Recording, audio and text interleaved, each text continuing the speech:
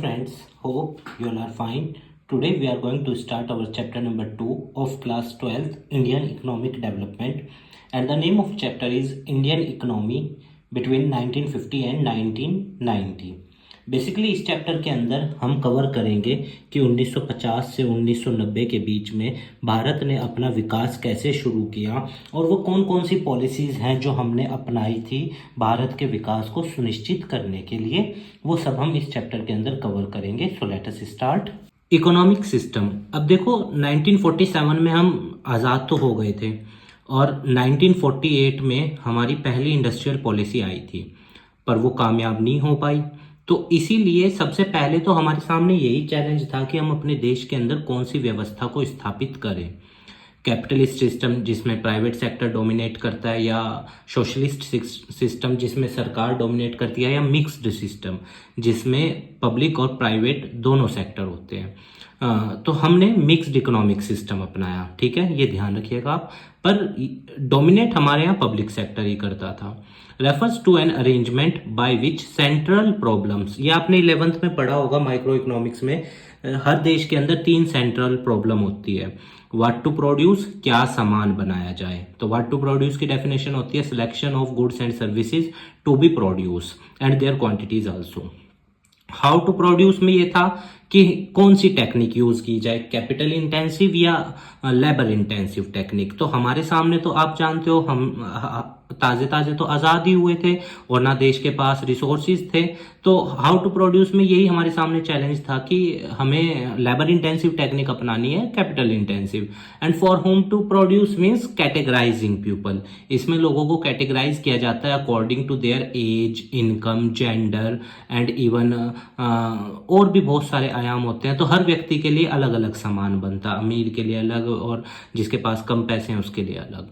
तो economic system clear है आपको। 3 सेंट्रल प्रॉब्लम होती है हर देश के सामने, और क्यों होती है? Because of scarcity of resource, ठीक है ना, अनलिमिटेड ह्यूमन वांट्स और alternate use of resources. Type of economic system, let us see. Economic system are generally of 3 types. The first one is capitalist economy. In capitalist economy, as I have already told you, that all the decisions are taken by private sector. A capitalist economy is the one in which the means of production are owned, controlled and operated by private sector. Remember this. Private sector dominates and takes all the important decisions related to production or distribution, like that. Socialist economy. Socialist economy में सारे decision government लेती है, और याद रखना capitalist में तो motto होता है प्रॉफिट मैक्सिमाइजेशन, पर सोशलिस्ट में मोटिव होता है social welfare. A socialist economy is the one in which the means of production are owned, controlled and operated by the government. Remember this. Mixed economy. A mixed economic system refers to a system in which the public sector and private sector are allotted their respective roles for solving the central problem of an economy. तो जो देश के अंदर तीनों central problem है उनको solve करने के लिए public sector and private sector को एग्जिस्ट करता है, और दोनों मिल के डिसीजंस लेते हैं देश के वेलफेयर के लिए, ठीक है। तो India adopted the mixed economic system in the view India would be a socialist society। पर देखने में हम सोशलिस्ट, मैंने अभी आपको बताया था ना कि हमने मिक्स्ड तो अपनाया, पर हमारे यहाँ डोमिनेट कौन करता था? पब्लिक सेक्टर डोमिनेट करता था और प्राइवेट सेक्टर के ऊपर कंट्रोल था। और इंडिया शुरू से ही, जब से हमारा कॉन्स्टिट्यूशन लागू हुआ तब से ही हम एक डेमोक्रेटिक नेशन भी हैं, ठीक है। अब जो देश के सामने सबसे बड़ा चैलेंज था, क्योंकि देखो देश आजाद हुआ था और देश के अंदर कुछ भी अंग्रेजों ने नहीं छोड़ा था, तो सबसे पहले हमारे सामने यही चैलेंज था, इकोनॉमिक प्लानिंग। देश के संसाधनों की प्लानिंग करना बहुत ज़्यादा ज़रूरी था। For the development of Indian economy, अगर भारत की अर्थव्यवस्था का विकास करना था तो इट वाज नेसेसरी, गवर्नमेंट के लिए बहुत ज़रूरी था कि प्लान्स बनाए जाएं, ठीक है ना, देश के लिए था। क्योंकि देखो जो भी व्यक्ति प्लान नहीं बनाता, प्लानिंग नहीं करता, वो तरक्की नहीं करता। तो सेम देश के लिए भी यही है। तो इसीलिए तो भारत के अंदर 1950 1950 में हमारे यहाँ प्लानिंग कमीशन बनाया गया, ठीक है। और याद रखना प्लानिंग कमीशन के चेयरमैन वो व्यक्ति होता है जो भारत के प्रधानमंत्री होते हैं, क्योंकि देखो 2015 में इसका नाम बदल दिया था, नीति आयोग कर दिया था। आपको नीति की भी फुल फॉर्म पता होनी चाहिए, ठीक है, पूछ लेता है। तो 2015 में बदलकर नीति आयोग कर दिया गया था इसका नाम, पर जब ये बना था उस टाइम प्लानिंग कमीशन था और इसकी जिम्मेदारी थी 5 ईयर प्लान्स को बनाने की और देश के लिए प्लानिंग करने की। अब जो भी हम ईयर वाइज घटना सुनोगे आप इस वीडियो में, आप उसको लिखते रहना, क्योंकि वही कई बार एमसीक्यू में वो क्वेश्चंस आ जाते हैं। Economic planning can be defined as making major economic decision, what to, how to and for whom to produce. ये पूरे देश के लिए लिए जाने वाले डिसीजन है, तो ये मेजर डिसीजन है। By the conscious decision of a determinate authority. Determinate authority कौन बनाई गई थी इंडिया में? Planning commission.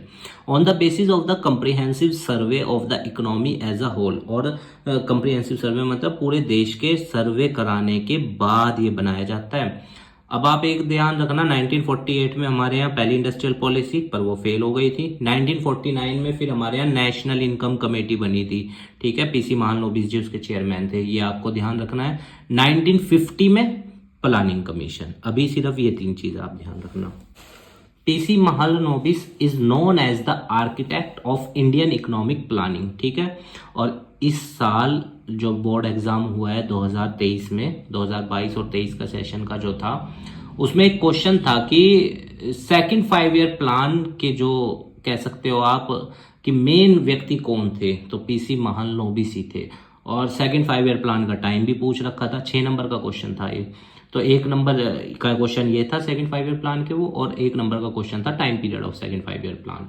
तो देखो PC Mahalanobis is the architect, you should remember this, of Indian economic planning. अब प्लान क्या होता है ये भी पूछा था एक बार बोर्ड एग्जाम में, शायद देख लेना आप कौन से ईयर के में, प्रीवियस ईयर्स के पेपर में दिखेगा प्लान क्या है, ये डेफिनेशन थी। So plan is a document. Plan एक तरह का डॉक्यूमेंट होता है जिसके अंदर डिटेल में सारी प्रोग्राम, स्ट्रेटेजी, कैसे आगे बढ़ना है, कैसे ऑब्जेक्टिव अचीव होगा, वो सब चीजें मेंशन होती हैं, उसको बोलते हैं plan. Goals of 5 year plan. अब देखो पहले तो आप ये ध्यान रखना, टोटल इंडिया में 12 5 ईयर प्लान चले, ठीक है। और पहले का था 1951 से लेकर 56 तक, पहले का 5 ईयर प्लान का टाइम पीरियड। हालांकि मैंने आगे मेंशन करे हैं 12 5 ईयर प्लान का टाइम आपको लर्न होने चाहिए और आप अपने नोट्स में भी लिखना, ठीक है ना, क्योंकि इस बार पूछा गया था। और दूसरा 12वें 5 ईयर प्लान का टाइम क्या था? 2012। ऐसे भी याद रख लेना, 12वां मतलब 2012 से 2017 तक था। 17 में 5 ईयर प्लान हमारे यहाँ खत्म हो गए थे। हमने चलाए 5 ईयर प्लान अपने यहाँ 1951 में, चाइना ने चलाए 1953 में, और पाकिस्तान ने चलाए 1956 में, ये भी ध्यान रख सकते हैं आप। हालांकि ये मैं आपको जब इंडिया, चाइना और पाकिस्तान वाला चैप्टर नंबर 8 पढ़ेंगे तब मैं आपको बताऊंगा। The 5 year plan aimed at removal. और इन 5 ईयर प्लान की जिम्मेदारी क्या थी? जो देश की आर्थिक बैकवर्डनेस है उसको दूर करना और इंडिया को एक डेवलप्ड इकोनॉमी बनाना, एक अच्छी उभरती हुई अर्थव्यवस्था बनाना, ठीक है। हर 5 ईयर प्लान के 4 गोल थे। अब आप इसमें एक वर्ड याद रखना, gems, GEMS, gems. Growth, equity, modernisation and self reliance, ठीक है। जो 2022-23 का बोर्ड सेशन का जो बोर्ड एग्जाम इस साल हुआ है 2023 में, उसमें ये क्वेश्चन आया था कि कॉमन 5 ईयर प्लान, जो कॉमन गोल्स थे 5 ईयर प्लान के, कोई 3 डिफाइन करो। तो यही तीनों डिफाइन करने थे, growth, equity, modernisation, self Reliance.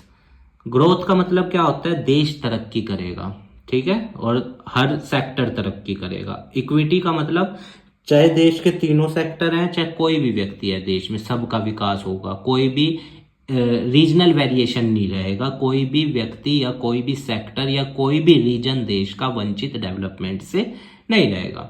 Modernisation में आ जाता है आउटलुक बदला जाएगा लोगों का, और एडॉप्शन ऑफ न्यू टेक्नोलॉजी, और सेल्फ रिलायंस में आत्मनिर्भर। मैंने इनको आगे डिटेल में भी एक्सप्लेन किया है। आप इसमें 5 ईयर प्लान के कॉमन गोल में वर्ड क्या याद रखोगे? जेम्स, ठीक है। इस साल ये क्वेश्चन था बोर्ड में, तो आपको ये ध्यान रहना चाहिए। अब देखिए यहाँ पे मैंने हर 5 ईयर प्लान का ईयर मेंशन कर रखा है और उसका मेन गोल क्या था। जैसे पहला 5 ईयर प्लान 1951 से 56 था और एग्रीकल्चर सेक्टर पे पूरा ध्यान दिया गया, और यही वो 5 ईयर प्लान था जिसमें ग्रोथ रेट टारगेट जितना भी किया गया था ना उससे डबल हुई थी। सेकेंड 5 ईयर प्लान इंडस्ट्रियलाइजेशन पे था। Third 5 year plan agriculture, wheat और रैपिड इंडस्ट्रियलाइजेशन भी कह सकते हो। और 1966 में हमारे यहाँ पे ग्रीन रेवोल्यूशन भी आया था, ये भी ध्यान रखना। हालांकि मैं आगे बताऊंगा क्योंकि 1956 में एक घटना और हुई थी, सेकंड इंडस्ट्रियल पॉलिसी, वो भी आएगी आगे। ठीक है, तो ये आप अपनी नोटबुक में लिख लेना। प्लान हॉलीडे मतलब क्योंकि उस साल देश में ड्रॉट सूखा पड़ा था और बहुत से लोगों की मृत्यु हो गई थी, तो प्लान हॉलीडे था। मतलब कि 1966 में तीसरा खत्म हो गया था, उसके बाद 3 साल प्लान हॉलीडे रहा, मतलब प्लान नहीं चलाए गए। फिर इस तरह से हर 5 ईयर प्लान का ईयर और रोलिंग प्लान ध्यान रखना। एक साल के जो प्लान बने थे 1978 से 83, very important for board exam, even for competitive exams also, चाहे फिर वो CUET हो या कोई भी एग्जाम हो, पूछता है 5 ईयर प्लान का, पूछ लेगा 7th का टाइम पीरियड बताओ, 12th का बताओ, या 10th का पूछ लेता है, या गोल पूछ लेता है। तो आपको ये पता होने चाहिए, 12 के 12 आप अपने नोट्स में ज़रूर लिखिएगा। Now let us understand. आओ अब इन चारों ऑब्जेक्टिव को पढ़ते हैं जो हमने पढ़े अभी, ग्रोथ, इक्विटी, मॉडर्नाइजेशन और सेल्फ रिलायंस। इनको देखते हैं, आइए, ये आप ज़रूर लिखना। तो जो सबसे पहले है वो है हमारे सामने ग्रोथ। जेम्स में जी आएगा ना पहले, तो growth. Let us see. Growth refers to increase in the country's capacity. देखो, देश की कैपेसिटी बढ़ानी है। दो कंसेप्ट होते हैं, ग्रोथ और डेवलपमेंट। डेवलपमेंट अलग चीज होती है जब एजुकेशन, हेल्थ, हाउसिंग अच्छी हो देश की, और देश का सोशल डेवलपमेंट हो, that is called economic development. और इकोनॉमिक ग्रोथ कब होती है, जब हाईवे, इंफ्रास्ट्रक्चर, फैक्ट्रीज, इंडस्ट्रीज लगे देश में, तब देश ग्रोथ करता है, देश की प्रोडक्टिविटी बढ़े। तो growth refers to the increase in the country's capacity to produce the output of goods and services within the country. तो देश के अंदर ज़्यादा से ज़्यादा प्रोडक्शन करना है, ज़्यादा से ज़्यादा इंडस्ट्रीज लगानी है, और देश के अंदर new mega projects, highways, dams, ports, infrastructure development करना है, तो देश ग्रोथ करेगा। Growth implies either a large stock of productive capital, productive capital means industry और वो सब चीज़ें, और a larger size of supporting service. Supporting service में क्या आ जाएगा, जैसे port, highways, railways, these are supporting services, क्योंकि इनसे ही तो माल इधर से उधर ले जाया जाएगा। और an increase in the efficiencies of productive capital and services. ठीक है, कोई भी ऐसी चीज जिससे प्रोडक्टिविटी बढ़े और मतलब कि देश में प्रोडक्शन ज़्यादा हो, उसको बोलते हैं ग्रोथ। ठीक है, A steady increase in the gross domestic product is a good indicator of economic growth. एक देश की इकोनॉमिक ग्रोथ पता करनी है तो उस देश का GDP देख लीजिए, उससे पता चल जाएगा वो देश कितनी तरक्की कर रहा है। जैसे दुनिया में सबसे ज़्यादा GDP किस देश का है, अमेरिका का है। ठीक है, फिर उसके बाद चाइना है। हालांकि अगर यूरोपियन यूनियन को देखोगे, पूरे संगठन को, तो फिर वो आ जाएगा अमेरिका के बाद, पर वैसे कंट्री वाइज देखोगे तो चाइना है, और 14 ट्रिलियन के आसपास है चाइना का GDP, और हमारा 3 पॉइंट समथिंग ट्रिलियन है। तो ग्रोथ से, GDP से पता चलता है देश तरक्की कितनी कर रहा है। हालांकि देश का डेवलपमेंट नहीं पता चल सकता GDP से, क्योंकि क्या पता पैसा देश के अंदर कुछ ही लोगों ने होल्ड कर रखा हो। तो ये ध्यान रखना, देश की ग्रोथ तो पता चल सकती है GDP से, पर डेवलपमेंट नहीं पता चल सकता। In some countries growth in agriculture contributes more to the GDP। कुछ देश ऐसे हैं जहाँ पे एग्रीकल्चर का कॉन्ट्रीब्यूशन जैसे है, जैसे वो पाकिस्तान वाले वो जो लास्ट चैप्टर है उसमें हम देखेंगे, पाकिस्तान के GDP में एग्रीकल्चर सेक्टर का कॉन्ट्रीब्यूशन ज़्यादा है। हमारे यहाँ पे देखो, एग्रीकल्चर पे डिपेंडेंसी तो सबसे ज़्यादा है, पर कॉन्ट्रीब्यूशन देश में एग्रीकल्चर सेक्टर का सबसे कम है। ठीक है, तो कुछ देश ऐसे हैं जहाँ पे एग्रीकल्चर का कंट्रीब्यूशन बहुत ज़्यादा है, पर कुछ देश ऐसे हैं जहाँ पे सर्विस सेक्टर कंट्रीब्यूट करता है GDP में, जैसे India. More than 70% of our GDP का कहाँ से आता है पैसा, टर्शरी सेक्टर से, सर्विस सेक्टर से। क्लियर है ग्रोथ। नाउ लेट अस सी मॉडर्नाइजेशन। मॉडर्नाइजेशन का मतलब सोच बदलना और प्रोडक्शन करने के तरीके बदलना। जैसे फॉर एग्जांपल पहले फार्मिंग बैल से या ट्रेडिशनल मेथड से होती थी, उसको अपग्रेड करना ट्रैक्टर से या और जो एग्रीकल्चर इनपुट्स होते हैं उनसे। तो मॉडर्नाइजेशन इज नीडेड, जरूरत होती है इसकी। अगर लोगों को अपना जीवन स्तर बढ़ाना है, स्टैंडर्ड ऑफ लिविंग बढ़ाना है, तो मॉडर्नाइजेशन करना पड़ता है। ठीक है, क्योंकि मॉडर्नाइजेशन के अंदर जब हम न्यू टेक्नोलॉजी को अपनाते हैं तो हमारा जीवन क्या होता है, आसान हो जाता है। तो अडोप्शन ऑफ न्यू टेक्नोलॉजी, तो मॉडर्नाइजेशन में पहला दो चीजें हैं, अडोप्शन ऑफ न्यू टेक्नोलॉजी, नई टेक्नोलॉजी को अपनाएंगे, तरीके बदलेंगे प्रोडक्शन करने के, ठीक है, न्यू मेथड्स को अपनाएंगे।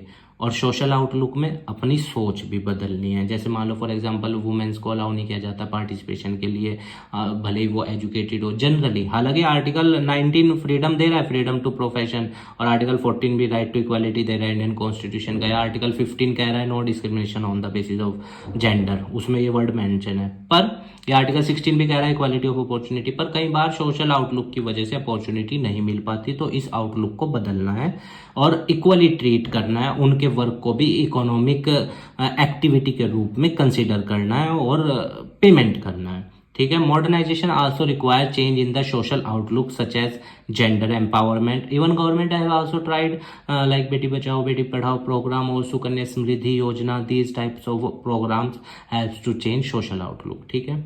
और illegal declaring illegal of sonography, तो ये अच्छी चीज़ है, इससे सोशल आउटलुक बदलता है। सच एज जेंडर एम्पावरमेंट और providing equal rights to women, this also Indian constitution equal rights देता है, ठीक है ना। Article 14 to 32 of Indian constitution gives equal right, तो ये चीज़। तो the third one is growth हो गया, मॉडर्नाइजेशन हो गया, सेल्फ रिलायंस। सेल्फ रिलायंस मतलब आत्मनिर्भर बनेंगे। हर 5 ईयर प्लान का ये गोल था कि हम अपने डिपेंडेंसी दूसरे देशों से कम करेंगे।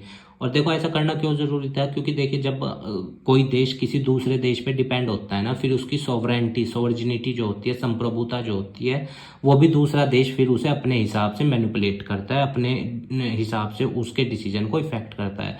जैसे चाइना, पाकिस्तान में पूरा इन्वॉल्वमेंट है, चाइना इकोनॉमिक कॉरिडोर डेवलपमेंट के लिए पाकिस्तान के लिए बनाया, पर पाकिस्तान की इकोनॉमी में चाइना का बहुत रोल है आज के दौर में। तो सेल्फ रिलायंस मतलब कि दूसरों पे से अपनी डिपेंडेंसी कम करना, तभी तो फिर सामने वाला हमारे मामलों में दखल नहीं दे सकता, तो इंडिया को ये करना था। The 5 year plan stressed on the use of own resources, हम अपने संसाधनों का यूज करेंगे, अपना डेवलपमेंट खुद करेंगे और फॉरेन कंट्रीज के ऊपर से अपनी डिपेंडेंसी कम करेंगे। पर आज के दौर में देखो हमारा 26% के आसपास पैसा जो है देश के जीडीपी का वो बोरो करके आता है, और बहुत बड़ा अमाउंट देश के जीडीपी का हर साल इंटरेस्ट देने में जा रहा है या देश पे लोन्स बढ़ते जा रहे हैं, ठीक है ना। तो उसको कम करना है, क्योंकि तभी हम अपनी संप्रभुता को फ्रीली एंजॉय कर सकते हैं। The policy of self reliance was consider a necessity because 2 reason. क्यों जरूरी है, देखो एक तो सेल्फ रिलायंस, अगर हम आत्मनिर्भर बनेंगे तो दूसरे देशों के ऊपर से हमारा जो बर्डन है वो कम होगा, फिर हमें उनके बातें भी मानना कंपलसरी हमारे लिए नहीं होगा। और जब हम सेल्फ रिलायंस होंगे तो दूसरा देश फिर हमारे मामलों में दखल नहीं दे सकता, फॉरेन इंटरफेरेंस नहीं होगा, ठीक है।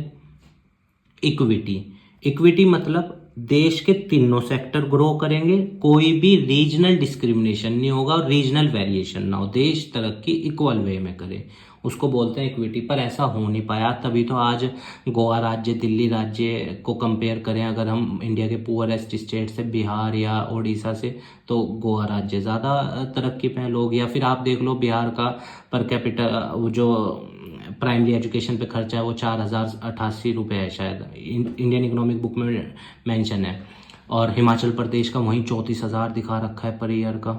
तो इस हिसाब से इक्विटी, हर राज्य के लोग और पूरा देश समान रूप से तरक्की करें, तीनों सेक्टर अच्छे से ग्रो करें। Aims to ensure that every Indian should be able to meet his or her basic need, हर व्यक्ति के पास संसाधन हो, कोई भी व्यक्ति वंचित ना रहे, फूड से, हाउस, एजुकेशन, हेल्थ केयर से, ठीक है। मेनली कहने का मतलब क्या है, सोशल और इकोनॉमिक डेवलपमेंट। सोशल डेवलपमेंट के अंदर आ जाता है HHE, हेल्थ, हाउसिंग और एजुकेशन, और इकोनॉमिक डेवलपमेंट के अंदर आ जाता है अपना एनर्जी, ट्रांसपोर्टेशन और कम्युनिकेशन। देश के तीनों सेक्टर इक्वली ग्रो करें और इनइक्वालिटी किसी भी तरीके की ना हो वेल्थ में, और जो है भी उसको भी कम करना है। इसीलिए तो गवर्नमेंट ने लैंड रिफॉर्म्स किए, या राइट टू प्रॉपर्टी पहले फंडामेंटल राइट था, फिर उसको 44th कॉन्स्टिट्यूशनल अमेंडमेंट एक्ट 1978 के तहत फंडामेंटल राइट की लिस्ट से निकाल कर लीगल राइट बनाया, अब 6 फंडामेंटल राइट है। तो गवर्नमेंट किस लिए करती है ये चीज़ें, या फिर जो अपना मैक्सिमम लैंड सीलिंग की जाती है, मैक्सिमम लिमिट लैंड की जो एक व्यक्ति होल्ड कर सकता है, ये सब चीज़ें क्यों की जाती हैं, ताकि इक्विटी प्रमोट हो सोसाइटी के अंदर। Equity aims to raise the standard of living of all people. जब देखो इक्विटी होगी तो समाज में हर व्यक्ति इक्वल वे में आगे बढ़ेगा और सोशल जस्टिस भी हो पाएगा।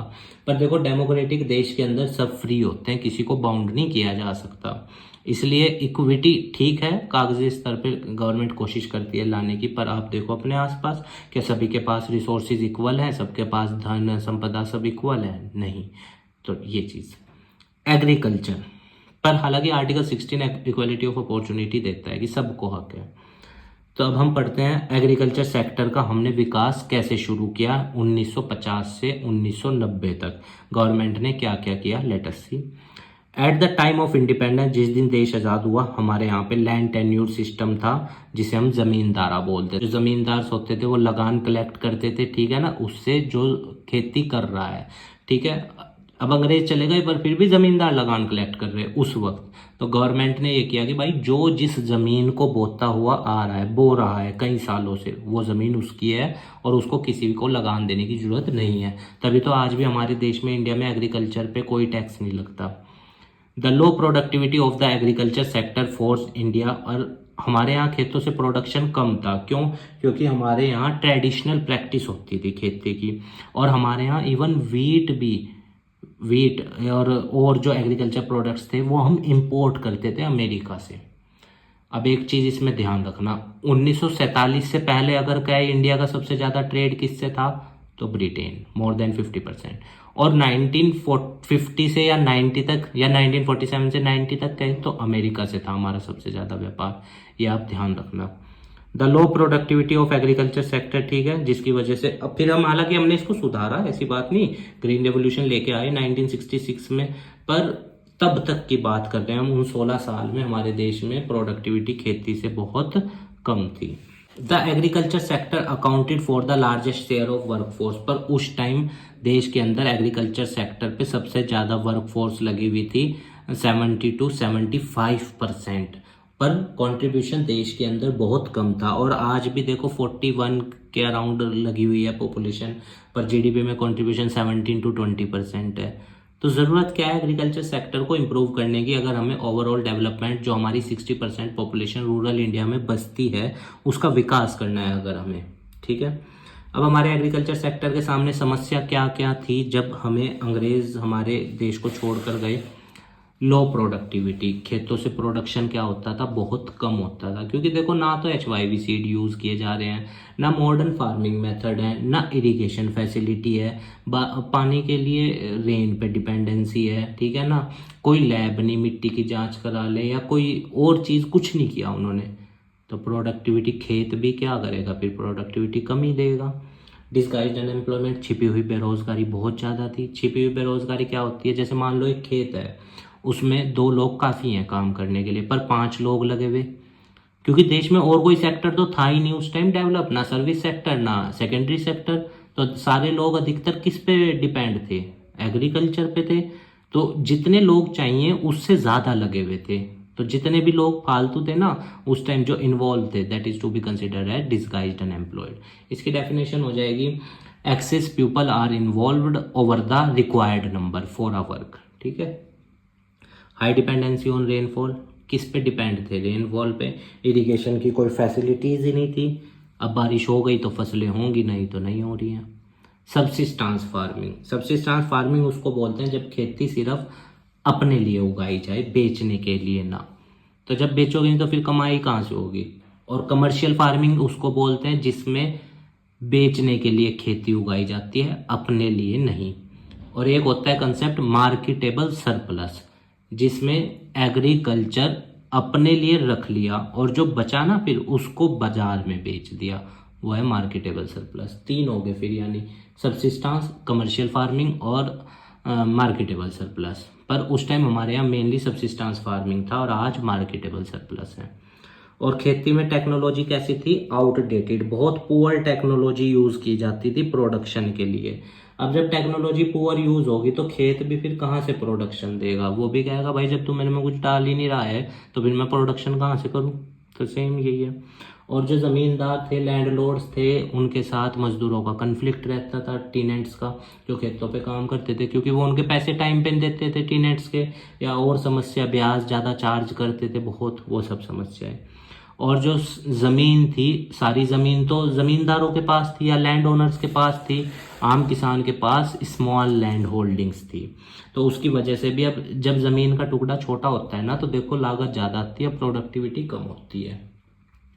अच्छा, एक इंडिया में और ये भी है लैंड फ्रेगमेंटेशन। पीढ़ी दर पीढ़ी ज़मीन क्या होती है, बढ़ती चली जाती है। जैसे मान लो एक व्यक्ति है, उसके पास 50 बीघे ज़मीन है, आगे उसके 2 चाइल्ड हैं, फिर उनमें बढ़ गई, वो 25-25 बीघे रहेगी, फिर आगे दो एक हैं, 12.5 बीघे। तो इस तरह लैंड फ्रेगमेंटेशन होती जा रही है, छोटी होती जा रही है। फिर वो अंत में आगे व्यक्ति सोचता है कि 2-4 बीघे तो ज़मीन है, क्या खेती करनी, बेच दो जी से। तो उसी तरह हमारी बहुत प्रोडक्टिव लैंड, फर्टाइल लैंड कम होती जा रही है। तो गवर्नमेंट ने क्या किया एग्रीकल्चर को सुधारने के लिए, लेट अस सी। ये तो समझ गए ना कि एग्रीकल्चर की स्थिति कैसी थी। Policies for growth of agriculture. तो अब आइए हम देखते हैं कि भारत सरकार ने, या जो भारत के इकोनॉमिक एडवाइजर्स थे या इकोनॉमिक प्लानर्स थे, उन्होंने कैसे भारत की एग्रीकल्चर सेक्टर को इम्प्रूव करने के लिए कौन कौन सी पॉलिसीज सजेस्ट की और गवर्नमेंट ने कौन सी पॉलिसीज इम्प्लीमेंट की। Let us start. अब तक आप ये तो समझ ही गए हैं कि भारत की जो एग्रीकल्चर थी वो कैसी थी। अब हमने उसको इम्प्रूव कैसे किया है, let us see. The two main measures undertaken to promote growth in agriculture sector can be broadly categorised as land reforms and green revolution. तो 2 तरीके भारत सरकार ने अपनाए भारत के एग्रीकल्चर को सुधारने के लिए। पहला तरीका था लैंड रिफॉर्म्स। लैंड रिफॉर्म्स के अंदर भारत सरकार ने बिचौलियों को ख़त्म किया, मैक्सिमम लिमिट तय करी लैंड की जो एक व्यक्ति होल्ड कर सकता है, और other institutional changes. Green revolution में भारत सरकार ने क्या किया, एम एस स्वामीनाथन जी इसको लाए थे इंडिया के अंदर 1966-67 में, और HYV सीड्स का इसमें यूज़ था। ठीक है, आइए देखते हैं। Land reforms primarily refers to change in the ownership of land holdings. Land reform का मतलब होता है लैंड होल्डिंग्स को बदलना, हस्तांतरित करना। जैसे लैंड टू द टीलर, जो ज़मीन को बोता आ रहा है उसको ज़मीन दे देना। लैंड रिफॉर्म वर नीडेड, ज़रूरी थे ताकि इक्विटी प्रमोट की जा सके, क्योंकि जिन लैंड ओनर्स ने या जिन ज़मींदार्स ने सारी ज़मीन को होल्ड कर रखा है, उन लोगों से एक्स्ट्रा ज़मीन लेकर उन लोगों को देना जिनके पास ज़मीन नहीं है, या उन लोगों को देना जो एक्चुअल में ज़मीन पे इरिगेशन कर रहे थे। ये लैंड रिफॉर्म के अंदर था। तो भारत सरकार ने इसके अंदर सबसे पहले क्या किया, एबोलिशन ऑफ इंटरमीडियरीज, जो बिचौलिए होते थे उनको ख़त्म किया। क्योंकि देखिए क्या होता है, किसान को एग्जैक्ट नॉलेज नहीं होती जनरली कई बार मार्केट की। हालांकि गवर्नमेंट कोशिश करती है, जैसे प्रेजेंट टाइम में ई मंडी पोर्टल है या DD किसान चैनल चलाया भारत सरकार ने, अच्छी चीज़ें हैं, पर फिर भी जो इलिटरेट किसान है उसको कई बार नॉलेज नहीं होती। तो जो बिचौलिए होते हैं वो मैनिपुलेट करते हैं प्राइस को, इंफॉर्मेशन को। तो भारत सरकार ने मेन कोशिश की कि इन बिचौलियों को ख़त्म किया जाए। Indian government took various steps to abolish intermediaries and to make dealers the owner of land। जो बिचौलिए हैं उनको ख़त्म करना, और जो डीलर जो एक्चुअल में ज़मीन पे इरिगेशन कर रहे थे उनको मालिक बनाया जाए। The ownership right granted to tenants gave them the incentive to increase output and this contribute to the growth in agriculture। अब जो टीनेट्स को ज़मीन मिल जाती तो वो खेती अच्छे से करते, पैसा बढ़िया कमाते और उनका स्टैंडर्ड ऑफ लिविंग बढ़ता। अब अच्छा, इसमें भी कमी थी। क्या कमी थी, कई कुछ जो ज़मींदार थे जिनके पास ज़मीन नहीं थी, उन्होंने खुद को ही टीनेंट डिक्लेयर कर दिया, या ज़मीन को अपने परिवार में जो और मेंबर्स थे परिवार के अंदर उनके नाम थोड़ी थोड़ी ज़मीन कर दी। जैसे फॉर एग्जांपल एक व्यक्ति के नाम 500 बीघे ज़मीन है और उसके घर में मान लो 10 लोग हैं, सबके नाम 50-50 बीघे कर दी। अब गवर्नमेंट तो नहीं लेगी इससे, क्योंकि एक व्यक्ति के पास 50 बीघे ही है, होल्ड कर सकता है आराम से। ठीक है ना, 70 देख लेना लिमिट कितनी है, 70 बीघे के आसपास है पर व्यक्ति जो होल्ड कर सकता है, वो चेक कर लेना आप एक बार। तो कहने का मतलब क्या है कि इसमें भी देखो जो ज़मींदार थे उन्होंने लूप होल ढूंढ लिया, और कई केसेस में ज़मींदार ने एक्चुअल में ज़मीन दी ही नहीं। ठीक है, land ceiling, it refers to fixing the, अच्छा लैंड सीलिंग क्या होता है, मैक्सिमम लिमिट ऑफ लैंड जो एक व्यक्ति होल्ड कर सकता है। अब वही बात है, अगर मान लो एक व्यक्ति के पास फॉर एग्जांपल लिमिट 70 बीघा की है कि एक व्यक्ति 70 बीघा रख सकता है और उसके पास है 120 बीघा, अब वो क्या करेगा? अब 50 बीघे उसको देनी पड़ेगी, तो वो क्या करेगा? उस 50 बीघों को अपने वाइफ के नाम कर देगा, अपने बच्चे के नाम कर देगा, लो रह गई उसी के पास ज़मीन। तो और बहुत से परिवार आज भी ऐसे हैं जिनके पास 100 बीघे से 150 200, क्योंकि उसमें परिवार के सभी मेंबर्स के नाम पर है वो। हालांकि देखिए, आई एम नॉट सेइंग कि रख नहीं सकते, रख सकते हैं। I am talking about the loopholes जो पॉलिसीज में थे। It refers to the fixing the specific limit of land जो एक व्यक्ति रख सकता है। अगर बियॉन्ड द स्पेसिफिक लिमिट उसके पास ज़मीन है तो वो फिर गवर्नमेंट ले लेती है and will be allotted to that landless cultivator, या उस गरीब किसान को देते हैं जिसके पास ज़मीन नहीं है या थोड़ी ज़मीन है। और ऐसा क्यों करती है सरकार? ताकि इक्विटी लाई जा सके। ठीक है, लैंड रिफॉर्म क्लियर हुआ। अब ग्रीन रेवोल्यूशन जो दूसरा इंपॉर्टेंट एस्पेक्ट था एग्रीकल्चर को सुधारने के लिए। हालांकि फर्स्ट 5 ईयर प्लान भी डेडिकेट किया गया था 1951 में, वो भी एक अच्छा इनिशिएटिव था एग्रीकल्चर सेक्टर को सुधारने के लिए। Green revolution refers to large increase in the production of food grains due to use of HYV seed के उपयोग की वजह से देश के अंदर क्या हुआ? प्रोडक्शन बढ़ गया। ठीक है, और डिपेंडेंसी जो हम अमेरिका पे डिपेंड थे या दूसरे देशों पे थे फूड ग्रेन्स के लिए, वो कम होने लगी। अच्छा, ये क्वेश्चन पूछा जाता है HYV सीड्स को क्या कहा जाता है? तो मैजिकल सीड्स भी कहा जाता है, मिरेकल सीड्स भी कहा जाता है, ठीक है, आर्टिफिशियल सीड्स भी कहा जाता है, क्योंकि ये लैब में तैयार होते हैं। HYV seed raised agricultural yield पर एकड़ टू इनक्रेडिबल हाइट्स। पर एकड़, एक एकड़ में जनरली कहीं अलग अलग जगह अलग अलग हिसाब है, तो एक एकड़ की जो प्रोडक्टिविटी होती है वो HYV सीड्स के आने की वजह से बढ़ गई थी। ठीक है, HYV seeds need reliable irrigation, पर इन HYV सीड्स को इरिगेशन बहुत ज़्यादा चाहिए होता था, इनको कीड़ा बहुत जल्दी लगता था, तो फर्टिलाइजर भी इन्हें बहुत बड़ी मात्रा में चाहिए था, और ये बहुत महंगे भी थे। तो बड़े किसान ने तो इनका फ़ायदा उठाया, गरीब तक जनरली नहीं पहुंच पाया। हालांकि फिर गवर्नमेंट ने इफ़को जैसी संस्था भी बनाई, सब्सिडाइज रेट पे किसान को फर्टिलाइजर्स भी दिए गए, और रिसेंटली तो गवर्नमेंट ने प्रधानमंत्री किसान सम्मान निधि योजना के तहत 6,000 रुपये साल भी दिया जाता है, एक फाइनेंशियल एड है। तो ये अच्छी चीज़ें हैं स्मॉल फार्मर्स के हेल्प के लिए। ठीक है, and financial resources to purchase fertilisers and pesticides government कर ही रही है आज के दौर में बहुत बड़े स्तर पे। डॉक्टर नॉर्मन ई बुरलॉग, इनका नाम याद रखना, he is to be considered as the father of green revolution. और इंडिया के अंदर कौन लाया था ग्रीन रेवोल्यूशन? MS स्वामीनाथन। ठीक है, main reason for agricultural revolution क्यों लाया गया था? मेन क्योंकि देखो भारत की जनसंख्या बढ़ती जा रही थी लगातार। 1950 के बाद हम थर्ड स्टेज में एंटर कर गए थे पॉपुलेशन की, तो बहुत ज़्यादा ज़रूरी था एग्रीकल्चर को डेवलप करना, क्योंकि हम कृषि प्रधान देश भी थे और सेक्टर देश में भी डेवलप भी नहीं हुए थे, शुरू भी नहीं हुआ था। क्योंकि 1956 में तो हमारा सेकंड 5 ईयर प्लान इंडस्ट्रियलाइजेशन से रिलेटेड शुरू हुआ, और 1956 में हम सेकंड इंडस्ट्रियल पॉलिसी लाए, तो बहुत ज़रूरी था इस एग्रीकल्चर सेक्टर को डेवलप करना। Agricultural revolution occurred primarily due to the miracle of new wonder seeds. HYV seeds का दूसरा नाम मिरेकल सीड्स, याद रखना। As compare to other ordinary seed, अगर हम दूसरे ऑर्डिनरी सीड्स की बात करें, इन सीड्स को हैवी डोज चाहिए थी केमिकल फर्टिलाइजर की।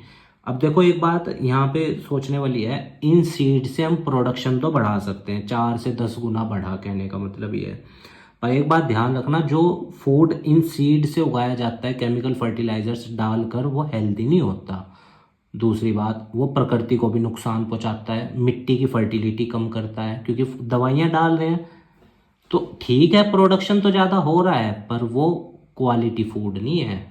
अब ऑर्गेनिक खेती के साथ क्या प्रॉब्लम है? उसमें फूड तो बढ़िया क्वालिटी का होता है, पर क्वांटिटी कम है, और बढ़ती हुई जनसंख्या के लिए क्वांटिटी भी चाहिए। तो जो आज केमिकल फर्टिलाइजर्स डालकर इतनी बड़ी मात्रा में फूड ग्रेन्स उगाई जा रही हैं, ठीक है प्रोडक्शन हो रहा है, पर ये तो सोचो अनहेल्दी फूड है, दवाइयाँ डालकर कितना ज़्यादा बॉडी के लिए वो नुकसानदायक है। अच्छा, फिर दूसरा, जब वो खेतों का पानी HYV सीड दवाइयाँ मिलने के बाद ज़मीन के अंदर जाता है, वो ग्राउंड वाटर को भी पोल्यूट करता है, तो ये भी सोचने की बात है। तो इन सीड्स के आने की वजह से 4 से 10 गुना बढ़ गया किसका?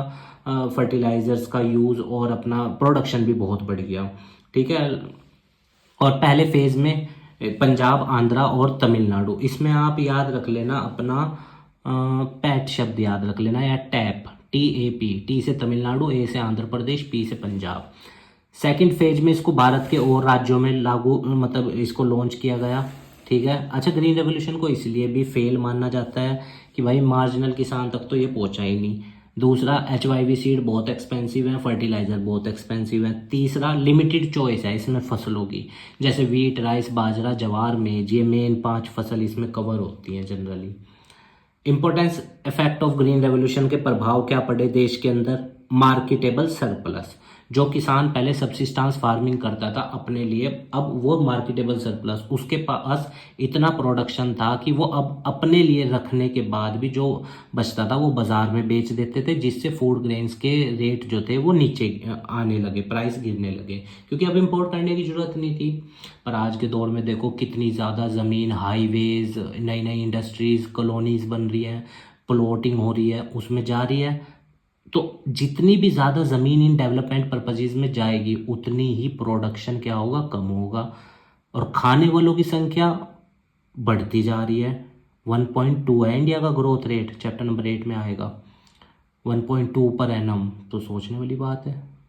तो और ज़मीन घटती जा रही है, और फिर अगर हम ज़्यादा प्रोडक्शन करेंगे फर्टिलाइज़र डालकर, तो फिर अनहेल्दी फूड और मिट्टी खराब होगी। तो कुल मिला के यह है कि पॉपुलेशन कंट्रोल बहुत ज़्यादा ज़रूरी है। अटेनिंग मार्केटेबल सरप्लस, तो आज के दौर में किसानों के पास इतना है कि 4-4 क्विंटल तक का बीघा हो जाता है, 3.5 क्विंटल का हो जाता है, तो हो तो जाता है, पर इतना प्रोडक्शन पर दवाइयाँ कितनी डाली जा रही हैं ज़मीन में, एनवायरनमेंट को कितना नुकसान पहुँच रहा है। और अच्छा, अगर ऑर्गेनिक खेती करें फिर खिलाएंगे कैसे इतनी ज़्यादा जनसंख्या को, फिर वो प्रॉब्लम सामने आती है। Marketed surplus refers to that part of agricultural produce which is sold in the market by the farmer. अपना रखने के बाद जो बचता है बाजार में बेच देते हैं, उसको मार्केटेबल सरप्लस कहते हैं, मैं आपको बता चुका हूँ। इसमें 3 याद रखना, कमर्शियल फार्मिंग में सारा प्रोडक्ट बेचने के लिए, सब्सिस्टेंस में सारा प्रोडक्ट सेल्फ कंजप्शन के लिए, मार्केटेबल सरप्लस में अपना खाने के रखने के बाद जो बचा उसको बाजार में बेचने के लिए। अच्छा, गवर्नमेंट ने बफर स्टॉक भी मेंटेन किए फूड ग्रेन के, ठीक है। अब उसके फायदे भी हैं, जैसे फायदे हैं कि भाई मान लो फूड शॉर्टेज है, कहीं पे क्लाइमेटिक कंडीशंस की वजह से बाढ़ आ गई है और समस्या है, तो गवर्नमेंट क्या करती है, उस बफर स्टॉक को वहाँ पे यूज़ कर लेती है। या फिर PDS सिस्टम के ज़रिए समाज में, पब्लिक डिस्ट्रीब्यूशन सिस्टम के ज़रिए, कोटा के ज़रिए जो समाज का बिलो पॉवर्टी लाइन सेक्शन है उस तक पहुँचाए जाते हैं फूड क्रॉप्स, ठीक है ना।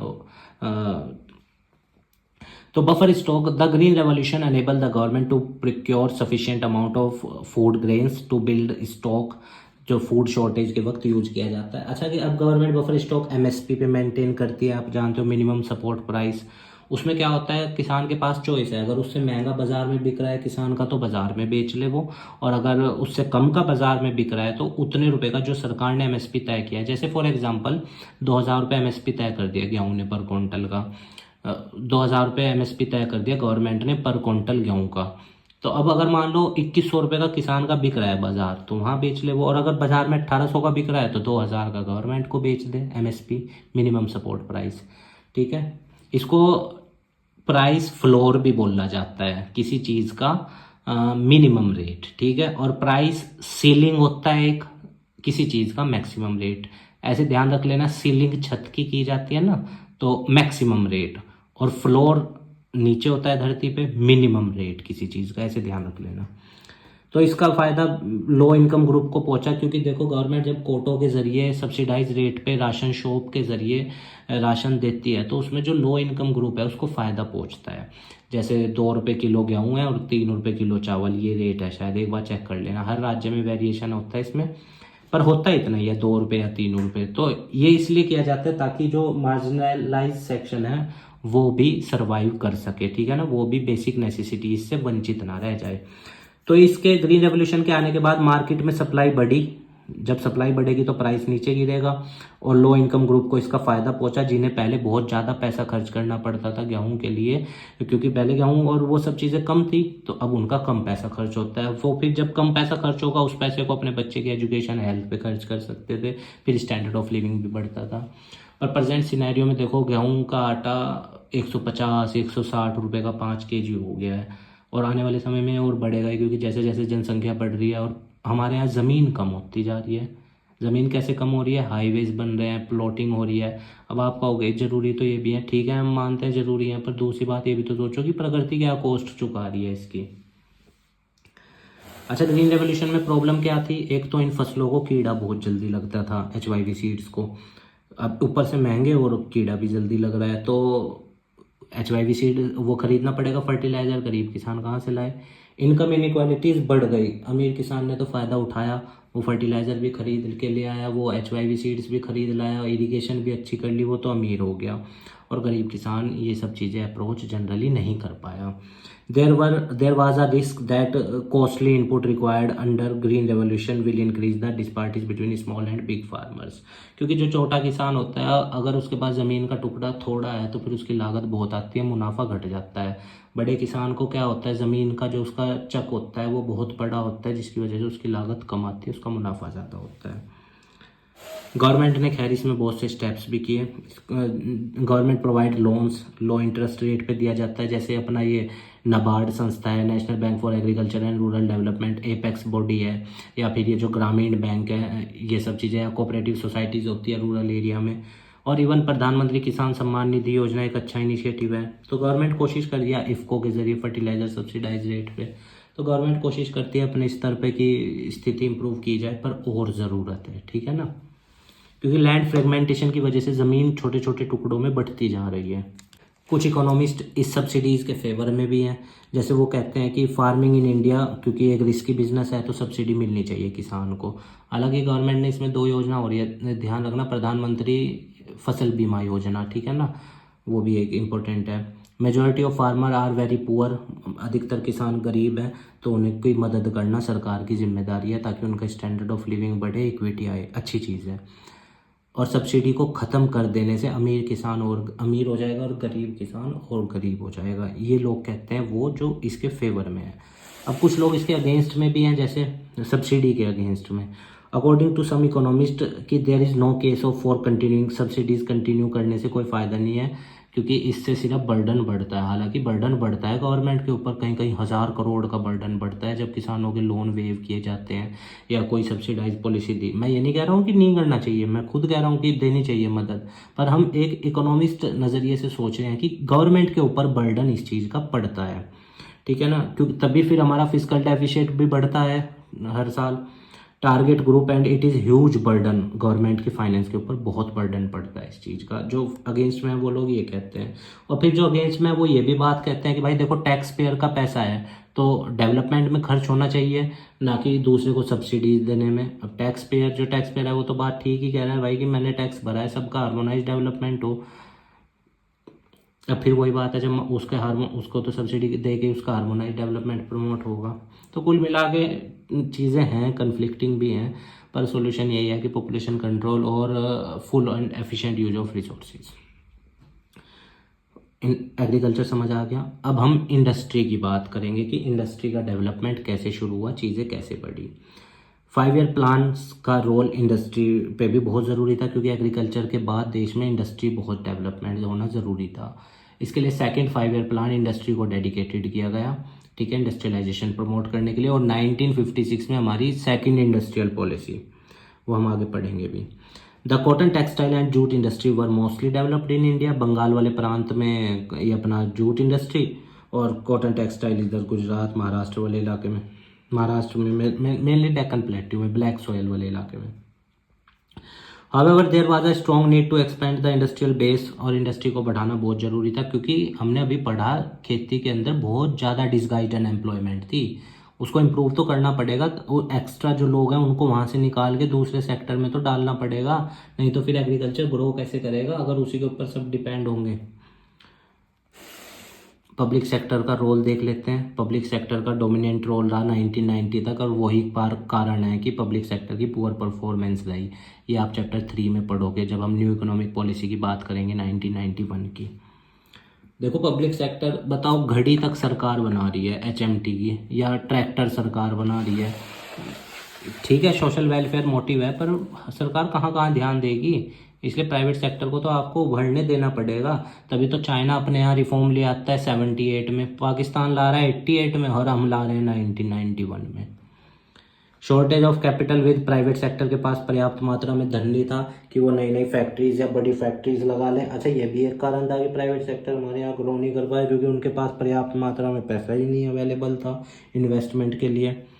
और प्राइवेट सेक्टर को इंसेंटिव भी नहीं दिए जाते थे, मोटिवेट नहीं किया जाता था, स्पेशल इकोनॉमिक जोन नहीं बनाया, गवर्नमेंट की तरफ से लोन फंडिंग नहीं हुई, क्योंकि गवर्नमेंट का मोटो था सोशल वेलफेयर, और प्राइवेट का तो मोटो कभी सोशल वेलफेयर होता ही नहीं, उसका तो मोटो क्या होता है, प्रॉफिट मैक्सिमाइजेशन। अब जहाँ पे भी सोशल वेलफेयर ऑब्जेक्टिव होता है ना, देखो प्राइवेट सेक्टर जनरली पीछे हटता है, क्योंकि वो प्राइवेट सेक्टर को तो प्रॉफिट मैक्सिमाइजेशन और कॉस्ट मिनिमम करनी होती है। सब objective should be achieved only through direct participation of state in the process of industrialisation. Social welfare तो तभी हो सकता है जब सरकार इंडस्ट्रीज चलाए, पर सरकार इंडस्ट्री चलाएगी तो फिर कम्पिटिटिवनेस नहीं होगी, और जब कम्पिटिटिवनेस नहीं होगी तो इम्प्रूवमेंट नहीं आएगी, फिर प्रॉब्लम। इंडस्ट्रियल पॉलिसी सरकार लाई, जो एक अच्छा था सरकार का निर्णय। Is a comprehensive package of policy measures which cover various. अच्छा, ये इंडस्ट्रियल पॉलिसी बहुत इंपॉर्टेंट है बोर्ड एग्जाम के लिहाज से, इसको आप ध्यान रखिएगा, ठीक है। Is a comprehensive package of policy major which covers various issues connected with different industrial enterprises of country. Government ने इस पॉलिसी के अंदर बहुत सी चीज़ें की गई गवर्नमेंट के द्वारा, ताकि इंडस्ट्रियल सेक्टर को इम्प्रूव किया जा सके। जैसे एज ऑन 30 अप्रैल 1956 पहली 1948 में आई थी, दूसरी 1956 में। सेकंड इंडस्ट्रियल पॉलिसी और सेकंड 5 ईयर प्लान के दौरान ही लॉन्च हुई, क्योंकि 1956 में हमारा सेकंड 5 ईयर प्लान भी तो आया था देश के अंदर। अब इस पॉलिसी के अंदर ना 3 शेड्यूल थे, schedule A, schedule B and schedule C. Schedule A के अंदर 17 इंडस्ट्रीज थी जो सरकार के हाथ में थी, सरकार उनकी केयर टेकर थी, सब कुछ।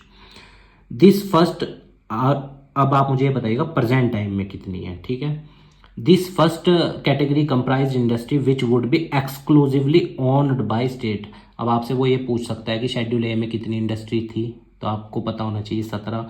या ये पूछ सकता है शेड्यूल ए में जो इंडस्ट्री थी उन्हें ओन्ड कौन करता था, तो वो भी आपको पता होना चाहिए, यानी स्टेट वो मतलब सेंट्रल गवर्नमेंट।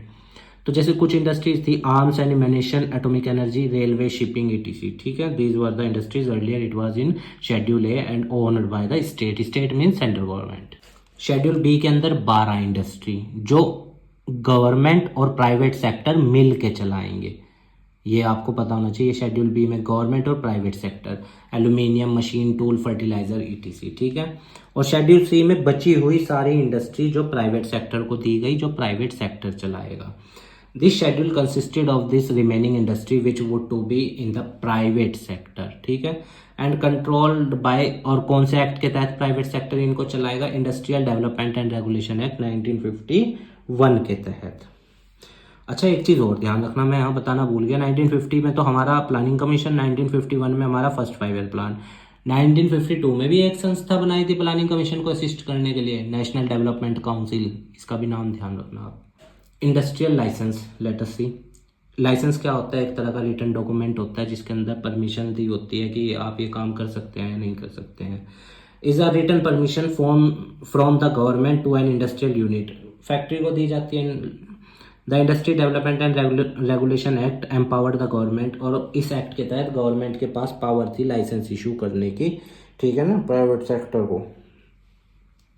जैसे अब लाइसेंस किस लिए चाहिए होता था, 3 चीज़ों के लिए। अगर नई इंडस्ट्री लगानी तब लाइसेंस, मान लो किसी की एक इंडस्ट्री है और वो उसकी दूसरी ब्रांच खोलना चाह रहा है कहीं और, फिर licence.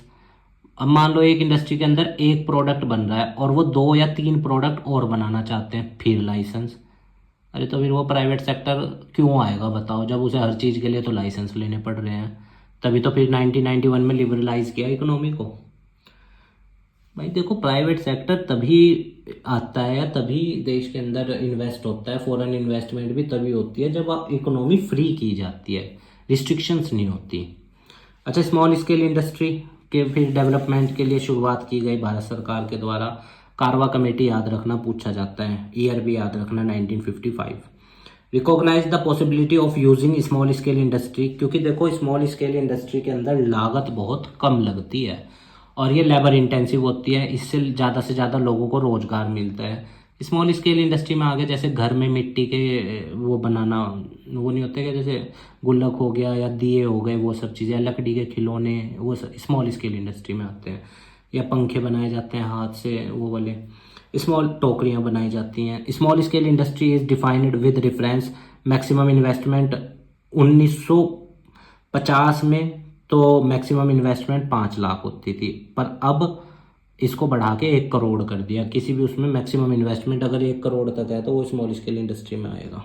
Small scale industry are made labour intensive होती है क्योंकि पैसा कम लगा होता है, कैपिटल इंटेंसिव होती नहीं, तो मजदूरों पे मेन ध्यान दिया जाता है इसमें। अब इन्हें बिग फर्म से प्रोटेक्शन की ज़रूरत है क्योंकि नहीं तो बड़ी कंपनी तो देखो सस्ते में आके अपना माल बेचेगी और फिर ये सर्वाइव नहीं कर पाएगी। पर अगर गवर्नमेंट इन्हें प्रोटेक्ट करेगी फिर बड़ी कंपनी नहीं आएगी, फिर problem. Small scale industry can not compete with, big company से कम्पीट नहीं कर सकती। तो गवर्नमेंट क्या करती है, रिजर्वेशन यूज़ करती है कुछ प्रोडक्ट्स का कि ये तो स्मॉल स्केल इंडस्ट्री बनाएगी, और कंसेशन भी दिया जाता है प्राइवेट सेक्टर को, ठीक है, कि उसको स्मॉल स्केल इंडस्ट्री को कंसेशन भी दिया जाता है कि ये तो स्मॉल स्केल इंडस्ट्री के द्वारा ही किया जाएगा। तो foreign trade in India includes import और एक्सपोर्ट आता है फॉरेन ट्रेड के अंदर। और एक बात ध्यान रखना आप, हम प्राइमरी प्रोडक्ट्स के तो एक्सपोर्टर थे और फिनिश्ड गुड के इंपोर्टर थे। अब जो भी देश प्राइमरी प्रोडक्ट का एक्सपोर्टर होता है और फिनिश्ड गुड का इंपोर्टर होता है ना, उस देश का फॉरेन एक्सचेंज आउटफ्लो बहुत ज़्यादा होता है और वो देश लेस डेवलप्ड होने की तरफ बढ़ता है और उस देश पे फॉरेन डेब्ट भी बढ़ता है। तभी तो 1990 तक आते आते हमारा $7 बिलियन का हो गया था फॉरेन डेब्ट। In order to be self reliance, अगर आत्मनिर्भर बनना है, India has followed the strategy of replacing, हमने इंपोर्ट को डोमेस्टिक प्रोडक्शन से रिप्लेस करने की कोशिश की। स्वदेशी ये सब चीज़ें आज के दौर में अगर हम देखें स्वदेशी गुड्स का यूज़ करेंगे तो वो एक अच्छी चीज़ है, पैसा हमारे ही देश में रिटेन रहेगा। तो भारत सरकार ने इंपोर्ट सब्सटीट्यूशन अपनाया, refers to a policy of replacement और substitution of import by domestic production. Bharat सरकार ने ये कहा कि हम इस माल को ना बाहर से नहीं मंगाएंगे, अपने ही देश में बनाएंगे। अब उसके 2 फायदे हैं देखो, एक तो जब अपने देश में माल बनेगा अपने देश के लोगों को रोजगार मिलेगा, दूसरा फायदा यह है कि देश का विदेशी मुद्रा भंडार अपने ही देश में रहेगा, तीसरा फायदा फॉरेन इंटरफेरेंस घटेगा, फॉरेन डिपेंडेंसी घटेगा और देश का फॉरेन रिजर्व बढ़ेगा। तभी तो भारत सरकार मेक इन इंडिया प्रोग्राम चला रही है प्रेजेंट टाइम में, इसीलिए तो, ताकि फॉरेन डिपेंडेंसी कम हो। तो देखिए फॉरेन एक्सचेंज बढ़ता है और सेल्फ रिलायंस भी हम बनते हैं अगर हम इंपोर्ट सब्सटीट्यूशन करते हैं। Protection from import made through, अब 2 तरीके हैं टैरिफ। पहले तो टैरिफ तरीका है बाहर से माल को रोकना, कि बाहर से माल आ रहा है उस पर टैक्स लगा दो ताकि वो महंगा हो जाए और फिर वो हमारे यहाँ बिके ही ना। एक तरीका तो है ये। दूसरा तरीका है कोटा, कि लिमिट तय कर दो कि बस हम इतना इंपोर्ट कर सकते हैं, बाकी तो अपने ही देश में बनाएंगे। तो 2 तरीके हैं tariff and quotas import substitution में। Tariff refers to taxes, imported good पे टैक्स लगा देंगे ताकि वो महंगे हो जाएं, फिर वो यहाँ ना बिके और अपने देश का माल बिके। पर चाइना इतना ज़्यादा डिवेल्युएट करके भेजता है कि टैक्स लगाने के बाद भी उसका माल सस्ता है।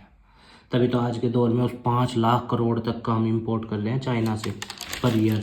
2005 के बाद से कर उसका और हमारा ट्रेड डेफिशिएट बढ़ गया। हम पहले सरप्लस में चलते थे 2005 से पहले, पर अब हम इतना ज़्यादा इंपोर्ट कर रहे हैं उससे, क्योंकि जनसंख्या इतनी बढ़ गई है और वहाँ से वो डंप कर रहा है बड़ी मात्रा में हमारे यहाँ। कोटा क्या होता है, क्वांटिटी तय कर देना इंपोर्ट की, ठीक है। अच्छा, इंपोर्ट सब्सटीट्यूशन करना क्यों ज़रूरी है मैंने आपको बता ही दिया। एक तो देखो अगर हम इंपोर्ट सब्सटीट्यूशन करेंगे बाहर से माल नहीं आएगा, अपना माल बिकेगा, पहला। दूसरा, फॉरेन जो रिजर्व है हमारे वो कम नहीं होंगे, उनका आउटफ्लो नहीं होगा, ठीक है। नाउ लेट अस सी 1950 से 90 के बीच में इंडस्ट्री का डेवलपमेंट कितना हुआ और कैसे हुआ। तो द प्रोपोर्शन ऑफ जीडीपी 11.8 से इंडस्ट्रियल सेक्टर का 24.6% रोल बढ़ गया जीडीपी में। इंडस्ट्रियल सेक्टर वेल डाइवर्सिफाइड, आज के दौर में दुनिया भर की इंडस्ट्रीज़ हैं, पब्लिक सेक्टर की इससे अलग भी बहुत इंडस्ट्रीज़ हैं, ठीक है। Promotion of small scale industries give opportunities to people with small capital too, और स्मॉल स्केल इंडस्ट्री की वजह से जिन लोगों के पास कम पैसा था उन लोगों ने भी अपने उद्योग सेट करे घर में ही, ये एक अच्छी चीज़ थी। पर इससे अगले चैप्टर में आप पढ़ोगे, देखना, लिबरलाइजेशन में सबसे पहले सरकार ने इन्हीं स्मॉल स्केल इंडस्ट्रीज़ को ख़त्म किया, डी रिजर्वेशन करके।